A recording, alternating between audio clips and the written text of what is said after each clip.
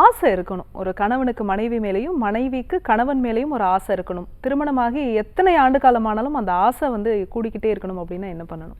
நல்ல கேள்விமா. ஒருவர் மீது ஒருவருக்கு ஒரு அன்பும் ஆசையும் இருந்தால் தானே இல்லறம் நல்லறமாக இருக்கும். அதற்கு நீங்கள் ஒரு சின்ன புராண விஷயத்தை தெரிஞ்சுக்கணும்.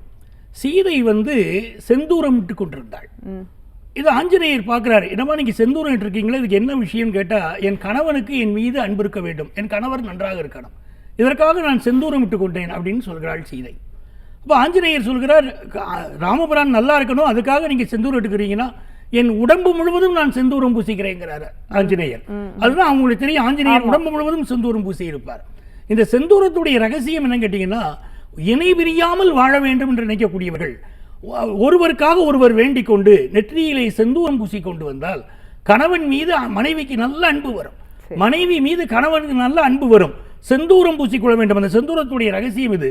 தினந்தோறும் நெற்றியிலே செந்தூரம் இட்டு கொண்டு வந்தால் கணவன் மனைவிக்கு இடையிலே நல்ல அந்யோன்யம், அவங்களுக்கு இடையில் நல்ல திருமண வாழ்க்கை, ஒருத்தருக்கு ஒருத்தர் ஒரு அண்டர்ஸ்டாண்டிங், இது நிச்சயம் ஏற்பட்டு அன்பும் இருக்கும், ஆசையும் இருக்கும், நல்ல இல்லற வாழ்க்கையும் இருக்கும்.